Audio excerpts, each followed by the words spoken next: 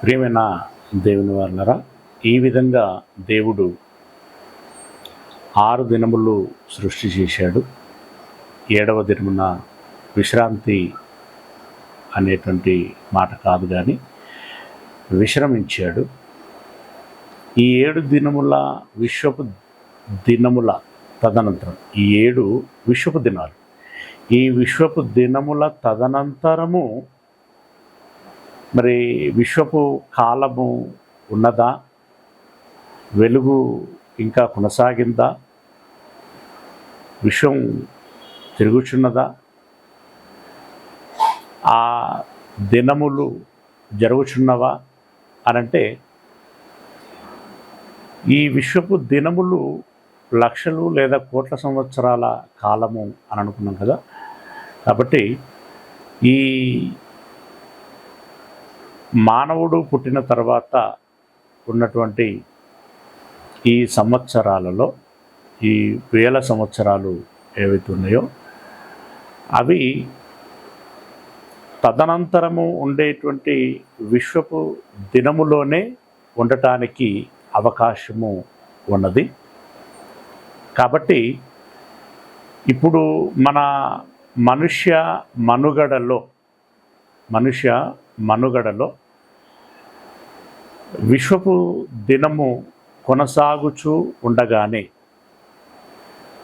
దేవుడు విశ్రమిస్తున్నటువంటి ఈ 7వ దినములోనే వెలుగును గురించినటువంటి, అంటే విశ్వపు వెలుగును గురించినటువంటి ప్రస్తావన ఎక్కడైనా చేయబడిందా అనంటే, యోబు గ్రంథము 38వ అధ్యాయము 19వ వచనములో, వెలుగు నివసించు చోటునకు పోవు మార్గమేది, చీకటి అనుదాని ఉనుకు పట్టు ఏది, దాని సరిహద్దునకు నీవు వెలుగును కొనిపోవుదువా, దాని గృహమునకు పోవు త్రోవలను నీ వెరుగుదువా అని అంటున్నాడు. అనంటే,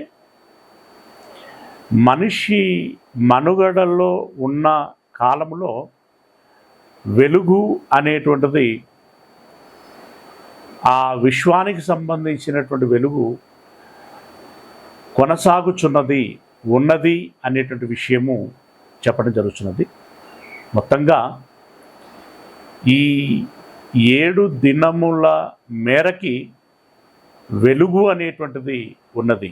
కానీ 7 దినముల తదనంతరం కూడా వెలుగు ఇంకా కొనసాగుతూ 8వ దినము, 9వ దినము, 10వ దినము అని ఇలా జరుగుతావా, లేదంటే ఈ 7వ దినముతోటే పూర్తిగా ముగిసిపోతుందా అనేటువంటిది మనకు తెలియనటువంటి సంగతి. కనుక మనకు ఎంత మేరకు తెలుసో అంతే మనము మాట్లాడుకొని ఒక అభిప్రాయానికి వచ్చి ఉండటం మంచిది. ఓకేనా? రైట్.